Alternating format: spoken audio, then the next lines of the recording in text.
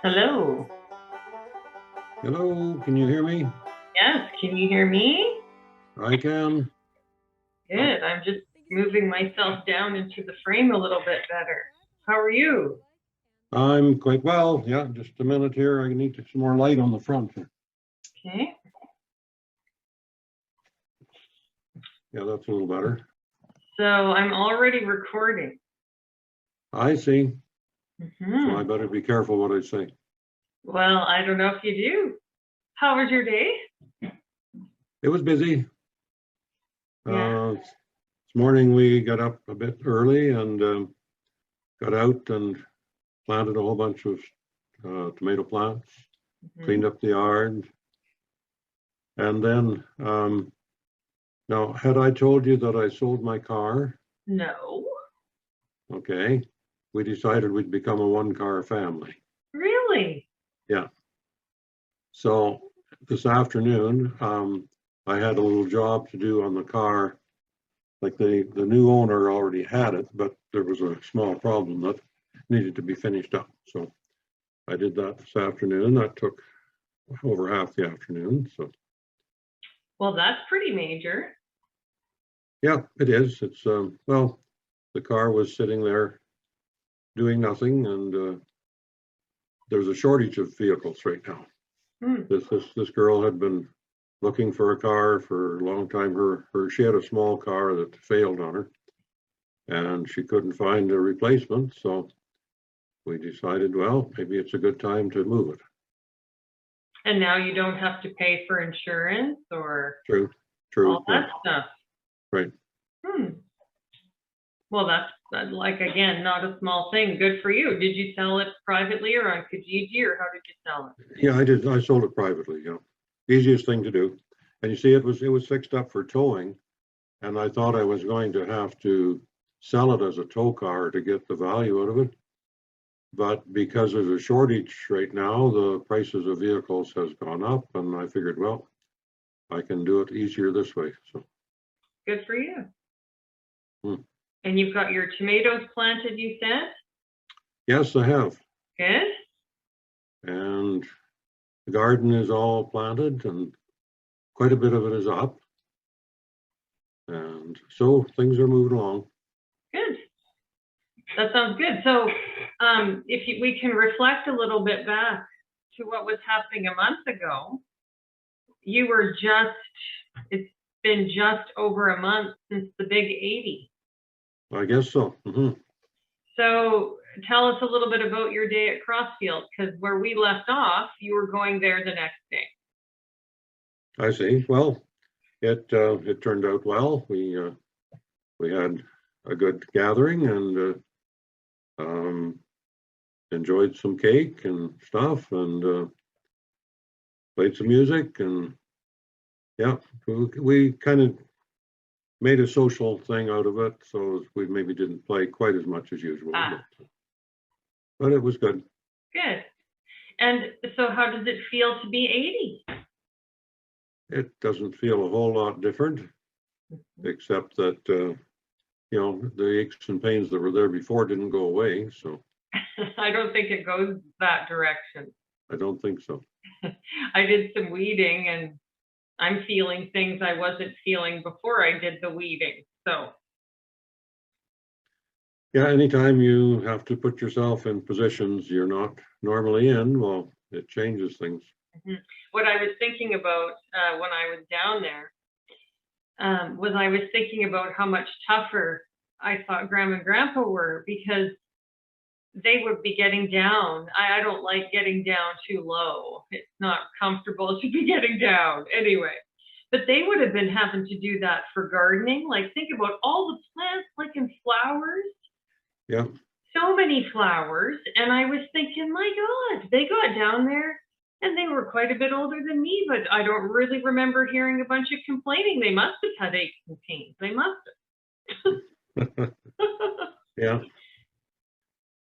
Anyway, I was thinking about that.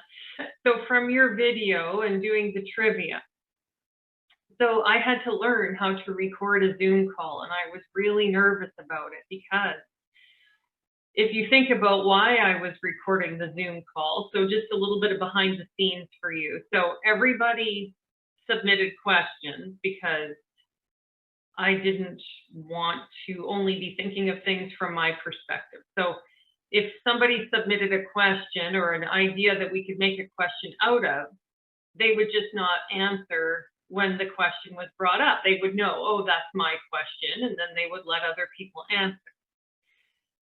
So anyway, why I was nervous about the recording was it's not really something that would be easily reshot because the spontaneity of the questions couldn't be created a second time. That's true, yes. So there was quite a bit of pressure on, and I was really kind of amazed at how easy it is to record, a Zoom call. And I thought this could be a way to have a conversation. And one of the things that was pointed out to me was that I wasn't quite correct on Jerry Butler playing the tenor saxophone. So Anne brought it to my attention, and so did you. I wasn't actually, in a way, kind of wrong, but I wasn't right by thinking that he only played the tenor sax. Right. Yeah, it was the timing. Yeah, because he started out on alto. I should say alto because I'm a Canadian. If it was an American, I'd say alto. I see. So he started off playing alto sax, and then Anne had said that he didn't really learn the tenor sax or start playing it until he went to Texas. Well, his dad played tenor sax, so he knew how to play either one, but the alto was his main sax for many years. And then when he started going to Texas, and he really got to like the sound of Del Pushert's tenor sax. So that was kind of a what would you say, a little bit of an instigation to get changed over. And also he figured that the tenor sax took less wind to blow. Thought it blew easier. So I see. Anyway.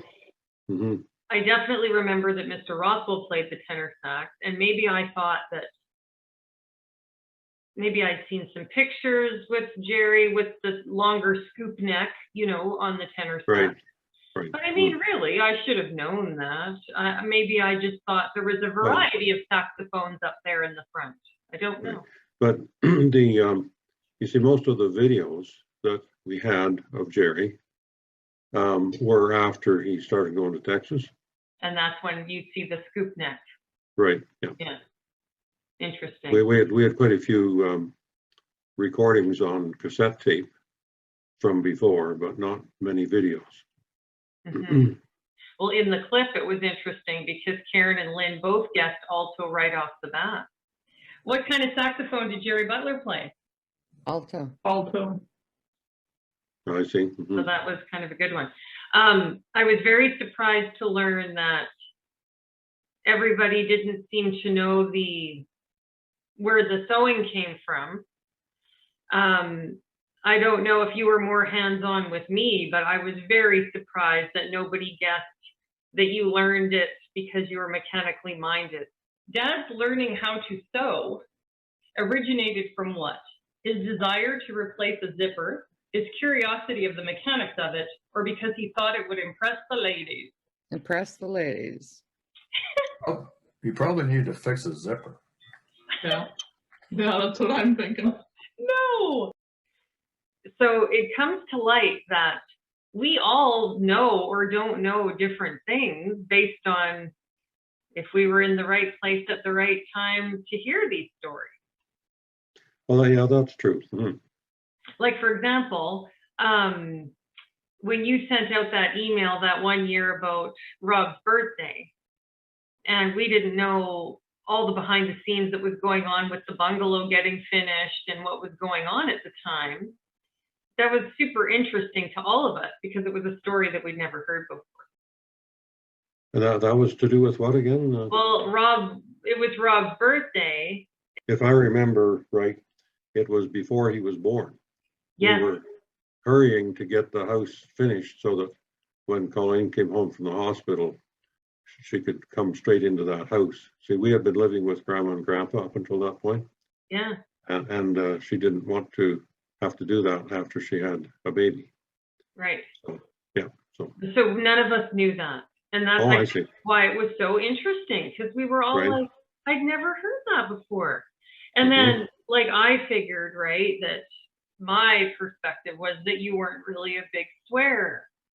But then I don't know a time when you didn't have a black fingernail, and I thought, somebody might have heard more than something out there that I wasn't around. And so it just depends where you are and what you think you know.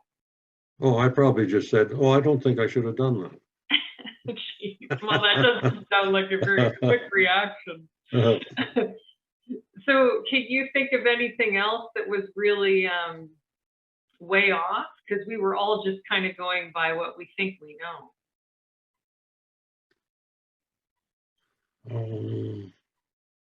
Like, did you ever hear something and think that's completely incorrect? well, aside from what you've mentioned already, there wasn't anything too glaring. Like obviously there are some things that people remember differently because of what they've heard or whatever. But well, if nothing's coming to mind, we couldn't have been too far out. Not too far out, no. Okay. No. So one of the things that I wanted to ask you about, and maybe why, is that when I brought up the near-miss farm accident, Dad came very close to having a very serious farm accident and is lucky to have lived to tell about it. As a result, what item of clothing do you never see him wear again after that? Blue jeans, boots, or a button-up shirt? Boots. I'm gonna go with blue jeans. It's blue jeans. Oh, It was kind of clear to me that maybe not everybody knows that story, and how I got to know about it was because I made a comment once about how I didn't see you wearing jeans. And somehow, I don't know, it was Rob that told me a little bit about what happened, and not to give it away, but it was kind of a Coles Notes version of the story. It was very summated in the sense that it was not at all the whole story, but he had said something about that all of a sudden your clothes were off of you and you were standing there. Well, I can give you. With your clothes off, and then you went into the house and put clothes on and then just came out and went about your day. And we were at your house and Mike and I were sitting there and this topic came up. I don't know if you remember. And I was asking about it, and you said, well, it didn't quite happen exactly like that. And I'm not trying to put words in Rob's mouth. This is just what I'm remembering, him saying something quickly. And then you told the story, and then Mike and I were like, whoa, that was really pretty wild story. And I thought that all of us should have heard that, and who better to hear it from? Like, nobody needs to repeat it when you're around to tell it. So if you don't mind telling it again, I want my siblings to hear you say it the way Mike and I heard it. Okay. There. Okay, and I'll try to not make it too long, but I just want to include enough details so that everybody understands where all this came from. Well, and none of it's funny because we come from a place where there were some pretty serious farm accidents, and it's certainly not a laughing matter, and I don't think it's funny. And, farming is just so serious because there's no real margin for error a lot. You have to be pretty careful. Right.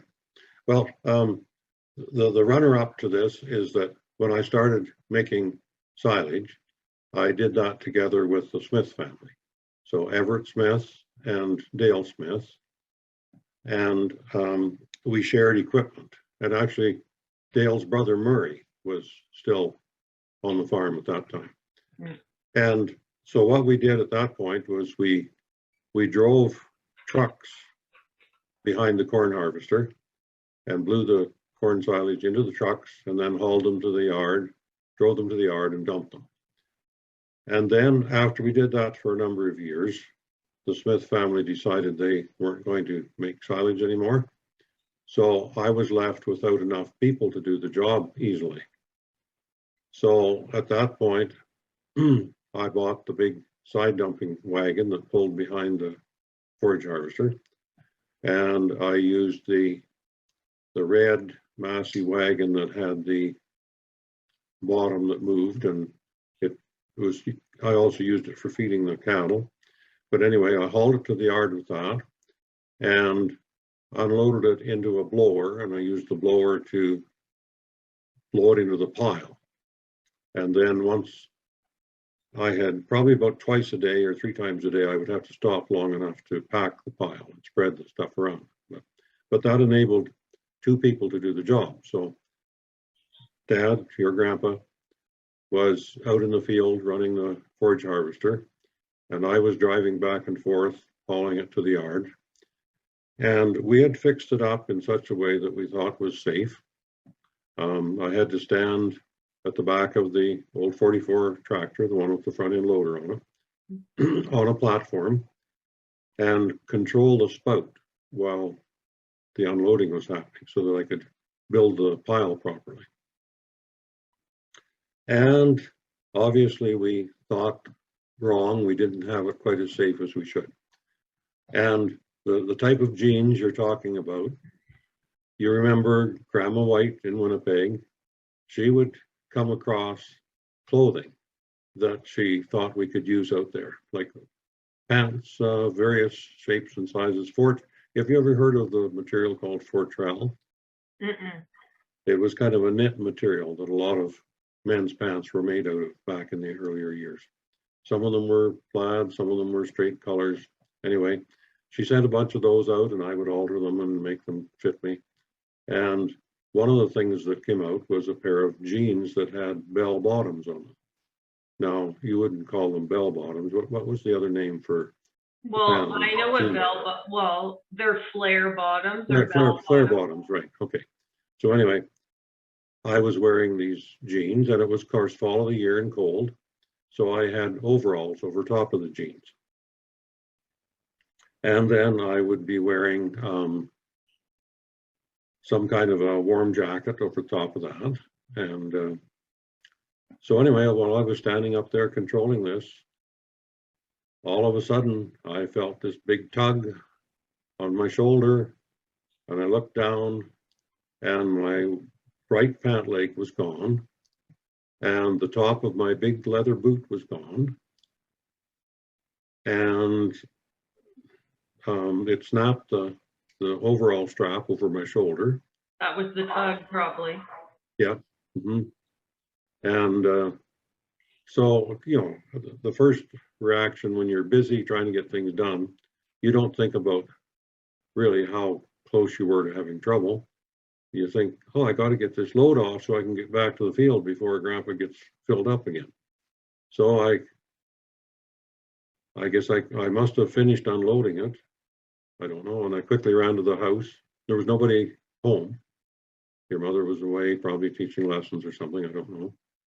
And so I quickly found another pair of pants and overalls and found I had another boot that I could put on. So I headed back to the field and kept on going.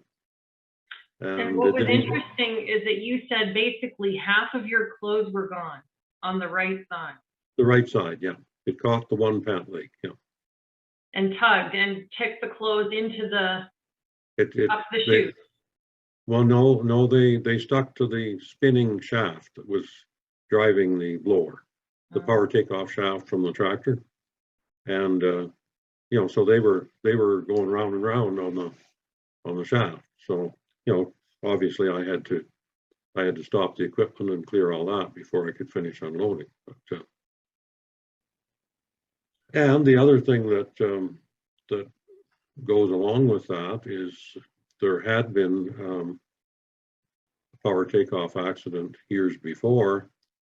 You remember the family next door, the Dew family, Elmer and Renska and the kids?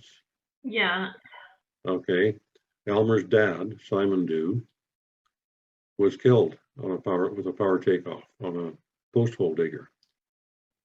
He and Elmer were out digging post holes, and the auger stuck, and they were trying to lift it out of the ground, and he made the mistake of reaching underneath, and his arm got caught in it, and it spun him around, and he died right there.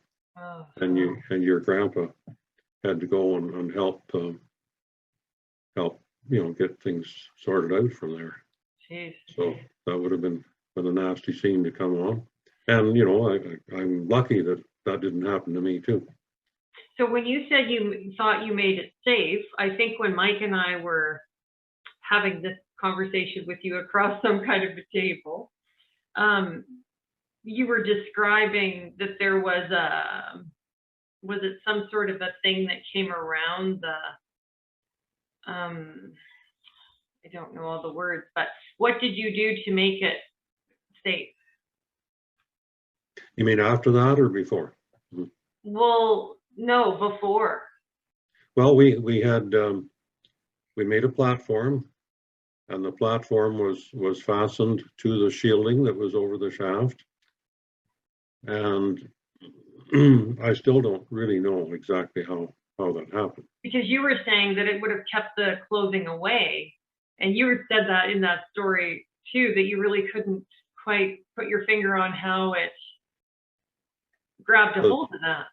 The reasoning for it, of course, was that flare bottom pants, they want to stick out away from your leg. And even though I had overalls over top of them, they must have been a little bit longer than the overalls, and part of it was sticking out underneath. Mm-hmm. Were those jeans like a typical pair of jeans? You know how jeans They are were- that have they the were- cuff at the bottom?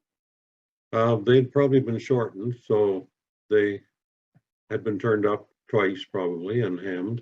Yeah, see, that They're doesn't very- compute for me. And Because if you think about denim, like, you know how when you pull fabric to make a straight line, like you cut it and you pull it, and it's supposed to basically Yeah, I know. break it evenly. You know how when there's a cuff, there's nothing that can pull that apart, just a scissor. You can't get that apart. So I find it so strange because it doesn't compute to me how that could not, well, I'm glad it didn't, obviously, but the force of Well, that for denim, it like was- that'd be it like was a be- worse material. It was because my foot was very firmly planted on the platform. And so obviously my foot and leg were stronger than the material, so it tore the material. Yeah. And also think of the strength of leather. I had high-laced leather boots on, Yeah. and it took all that upper leather off right down to the ankle bone. Jeez. So did you hurt for a couple days where the tug was? Oh, there was probably a little bruise there. I don't know. But my shoulder was sore for a while Yeah. from where it broke the overall strap. Did you ever think, when you had more time to think about it, did you ever think, geez, like I kind of, Oh, the next morning, it kind of hit me how close I'd been. Yeah. yeah, because you dodged a bullet that day. Yep. And what do you think, do you know what year it was or anything about that? Well, not exactly, but I'm guessing that it was somewhere in the order of maybe 1981 or Mm, something like that. I'm guessing. mhm. I And was still did anybody witness it? No, Yeah, just you. Yeah. Yeah. no, that's the part that would have been really bad because I don't think there was anyone else in the yard. Geez. Mhm. Yeah. Well, I'm glad it didn't turn out different because you would have unfortunately just been one of the names that something happened to in that area that there seemed to be. Well, I mean, farming's dangerous, like. Yeah. Mhm. And I guess if farmers approach things from the same standpoint as big businesses and industrial and so on, they would never do things the way they do. But it's because you can't afford to hire a bunch of extra people to have standing around, and you're trying to get things done in a timely fashion, and you're always working against the weather and various things. So you go ahead and you do things that work. They might not always be 100% safe. But you know, the thing that really bugged me was that we had tried hard to make sure that there wouldn't be anything unsafe about it, and yet overlooked the fact that a pair of pants might be sticking out that little bit extra. Well, you would really fit into the world today, because you're hard pressed to ever find a flare pants now.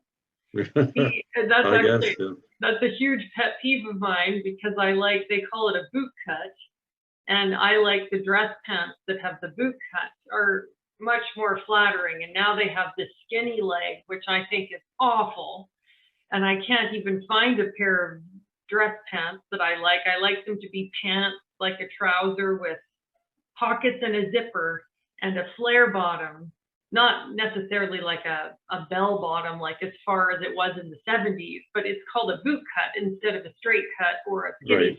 I hate skinny jeans and pants, but you wouldn't have minded if that trend had been in place back then, possibly. And so what did you do to make it safer after that? Did you make an altercation to the equipment after that then? I must have done. I can't remember exactly how I did it, but well, I'm sure there was never a time you were standing there when you weren't aware. no, it certainly changes the way you look at things. Yeah. Well, another thing maybe to mention, since we have a little bit of more time probably, is I see your elevator picture there behind you. Right. I made a point of moving it down here so that it'll be in the scene. Well, I had opened it when it came because I wanted to make sure everything was all right.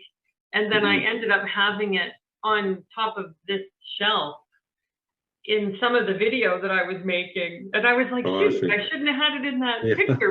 But, you know, I really miss it, because I had it around here for about a month. And I said to Mike, I'm really going to miss that picture. So I might have to get one for myself. So were pictures taken of it so that everybody got to see it? I took a couple of pictures and sent it to them so they could see what it looked like. And then I had the video of you opening it and then the picture then. Do you need to have it more clearly displayed right now? I can bring it over so that it. Oh, well, I think it's fine. You can even, I have the original picture, right, that it was made out of, but no, it's lovely. And I wanted to ask you something about the elevator. So one of the questions was, our parents owned the federal elevator in Snowflake, Manitoba for what period of time? A decade, just over a decade, or just under a decade? Just over. Just under a decade.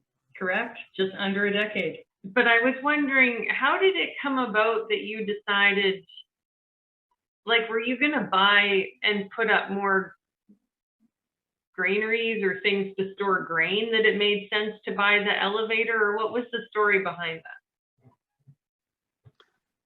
that? Yes, that was part of the story, was that I never had, enough grain storage space. And if you ever worked with me, I know Karen did, cleaning out little old grain bins where you had to shovel every last shovelful up off the ground and throw it into the auger. You didn't like doing that. And so it just made sense when the elevator became available that I would try to see if I could buy it. And the other thing that made sense was that it was right beside my property. I didn't have to think about moving it. Anybody that lived, 2 or 3 or 5 or 10 miles away wouldn't find it very convenient to haul their grain to the elevator at harvest time. So it made sense. And the thing was, I kind of had in mind what I could afford to pay for it. And it was sold by what they call tender. So anybody interested sent in an offer. to Manitoba Pool Elevators. They were the people that were selling it. Mhm. And I bid $8,000 and it was enough to buy it. Was anybody else competing with you when you were trying to buy it? Well, I don't know. I suspect that probably Lyons Brothers were also put a bid on it. Hmm. But because they got the other one, I'm pretty sure that Manitoba Pool would have preferred to see, you know, not everything go to one person if possible. Hmm. It's hard to know about that part of it because they don't tell us those things. But Right. anyway, it was certainly to my advantage. And the things that happened over the years with grain, like when your grandpa started farming, he only had a half section of land. And because some of that was usually hayland, and he only had maybe maybe 250 acres of cropland, something like that. And then I expanded and I got the quarter section over by Clausen's. And then I got the part that was in by town, by the elevator, that had been Uncle Roy Booker's land. And so I got to the point where I had over 400 acres of cropland. And then we started using more fertilizer, growing grain that yielded better. So my storage needs went up considerably. Well, wouldn't everyone's have after the train stopped coming? Or did everybody have to store their grain before it went to the elevator anyway? That was gradually changing. It used to be that years ago, people could deliver a lot of grain to the elevator as they harvested it. But then the quota system was put in place where everybody got a fair chance to haul equal amounts. And so at that point, then you had to have more storage. And the distance thing, like I was saying, for instance, Mother All's or Gertson's, they would have been too far away to be interested in having the elevator because it wasn't close enough to their own fields to be able to haul the grain there. Right. Wasn't that kind of a big thing to take on? Like, how many people would really want to think, geez, like, I got to figure out how to use the elevator? Right. A lot of people wouldn't have wanted to learn that. Yeah. But the other thing that was part of the decision was the fact that all through the years I had a bad back, and shoveling grain was one of the worst things I could do. And so when I would get somebody to come and haul grain for me sometimes, like Bud Melcher used to come and haul grain for me. And I don't know whether you knew Bud Melcher or not, but he was, what would you call it? A competitive worker. So when you got in a bin and you were shoveling with him, you didn't take care of your back very well. You shoveled hard, trying to make sure that you were doing your share. And no, I wouldn't have known him other than that he was Brad and Connie and Kent's dad. I wouldn't have known that he was a competitive shoveler. Right. Well, and another thing is the only time I drove grain truck, which was, I was telling Rob that I felt like I wasn't always your first choice. I sometimes was your only choice. And anyway, when I did that for that short period of time, it was maybe even just once, but it was because we were using the two granaries in the yard because to dump the grain in. Right. Because really it got too complicated. How could you send me to the elevator? That was way bigger than me. There's no, you know what I mean? It was too complicated to just send anybody into there. Well, at that point, you probably wouldn't have been old enough to drive on the highway anyway. Oh, I would have been. I think so. Because I was the last kid at home when I helped with the granaries that were in the yard, but you must have had a reason to put them in there because we already owned the elevator.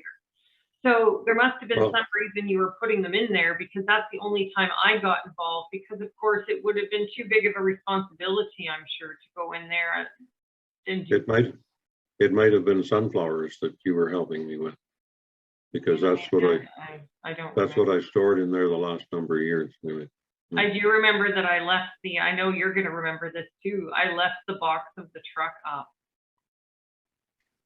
There Remember? was, I was driving, I was bombing out to the combine that you were driving, and I forgot to put the box down, and you yelled out, "Whoa, whoa," and I heard you and I stopped, but if I hadn't have stopped, you wouldn't have wanted the box up when you're meeting do you remember that?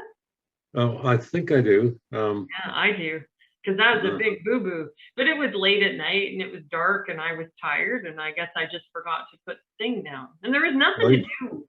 It's not You're like farming now. There wasn't even a radio station. There was nothing. Right. There was an And- ice cream pail of crab apples and there was nothing else to do.